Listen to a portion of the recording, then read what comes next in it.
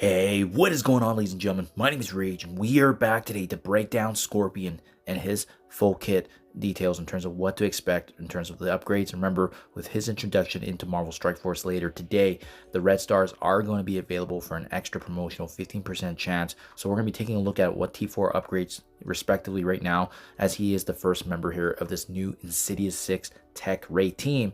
Also having the Infestation tag, which gives him a little bit of synergy on war defense. And as well, guys, we'll take a look at what the ISO-8 potential is going to be for Scorpion, synergizing in that Sinister 6 Insidious 6 meta that we currently are very excited for. So let's get started. Basic ability, Venomous Sting, attacking primary target for piercing damage, and on top of that, he's going to be chaining his attacks up to 2 adjacent targets with additional piercing.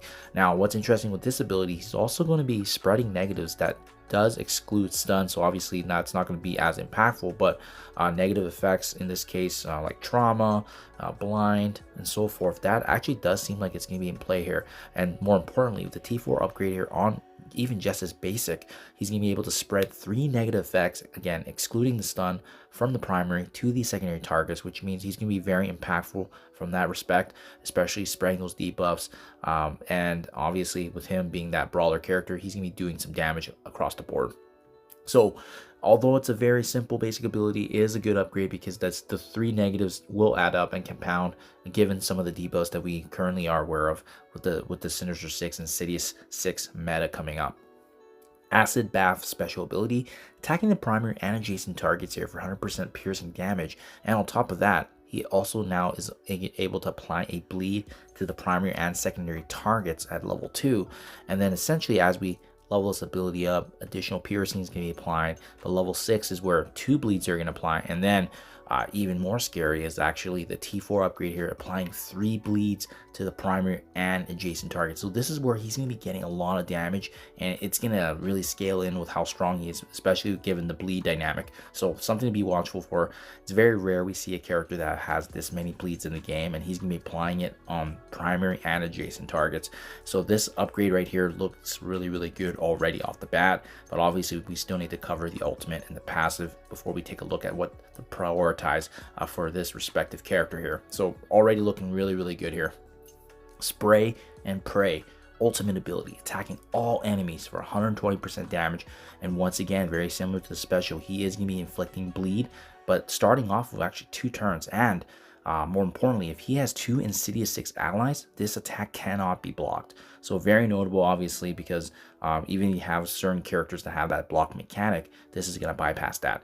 Piercing is going to apply across the board. There's going to be additional bleeds being inflicted at level 4, and then there's some extra little juicy details here with the level 6 and level 7 upgrades. So 60% boost to all enemies here for piercing, but if he also has 2 Insidious allies or 4 Infestation allies, so this is where that war defense, that dynamic comes in with Big Time Spider-Man, Black Widow, and so forth. He's also going to be reducing the duration of Safeguard by 2 on all enemies, and this isn't even the T4. That's a very strong upgrade already.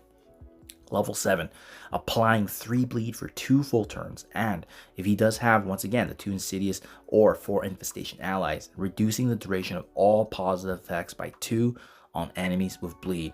So it's just going to compound absolutely with the removing of the Safeguard by 2 turns, but as well even positive effects by 2. So think of this as a mechanic very similar to Thanos Endgame and how his ultimate ability works, where he can actually remove that Safeguard.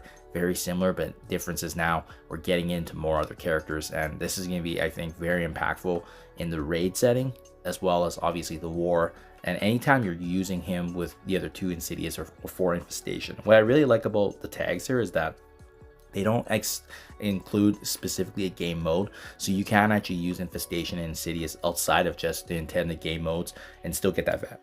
So 100%, this is a very strong upgrade right here, and definitely one I would prioritize, especially when it impacts, Safeguard and positive effects. Last but not least, Toxic Tech passive ability. So when an enemy with any negative effect is attacked, he's going to be applying a bleed to the random enemy. And if he does have, once again, the synergizing characters with Insidious or Infestation, this character and all allies cannot have their damage reduced except by offense down. So ensuring that there is going to be some true damage being inflicted by him and as well as his respective team. Very notable value right there.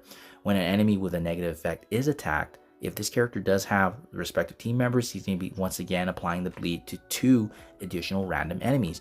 And whenever they do take damage from the bleed also sticks on for 2 turns to that character. So very notable, guys. He's just going to be, you know, inflicting bleed left and right with his kit. And that's kind of what he's going to be known for, especially in this dynamic as the brawler for the team. And then as we level this up, lower armor and damage by 10% for enemies with bleed. So obviously stacks with what he's doing already with bleed. And then as well, on turn, applying bleed for 2 turns to all enemies every time he has a turn, guys. So yeah, not enough good things can be said. I love what they've done with this kit because of the way that he can synergize with Insidious, Sinister, and Infestation. I'm seeing value across the board, guys. So honestly speaking, he has a really cool kit. I would definitely recommend upgrading almost everything here. But if you want to just start off with some of the things to prioritize, definitely the ultimate, definitely the passive ability. It just kind of makes his kit work, especially with the on-turn bleed for 2 full turns. And then the special and the basic, very important, right? Especially the special here, they have 3 bleeds, that's notable. And then even the basic ability here, the spreading of the negative effects, so that just compounds as well with the bleed dynamic that he has. For that reason, and if you guys have taken a look here, right, I think it's pretty obvious what ISO-8 he's going to be. There's 2 options. Because most of his damage, and he is inflicting it across the board, it's likely going to be a Raid or ISO-8 to start things off, just because it's going to compound with the piercing damage. It's going to allow him to essentially have crits, higher critical hit damage that resulting from that, but it also depends on the dynamic of your Insidious 16. Maybe you want to switch around. The other one I can definitely see is a Striker ISO-8, because with that dynamic, he's going to be constantly using this opportunity to spread the negative effects as well, and by having that dynamic in play, he's going to be able to maximize that as well. So I definitely will start with likely the Raider ISO-8, but I can see certain situations where you may want to switch the Striker dependent on maybe the team that you're up against, and as well what your current team is also using to synergize with that vulnerable being placed on the enemies. So there you guys have it. Don't forget to claim the red stars when it does go live. Let me know down in comments below what you guys think.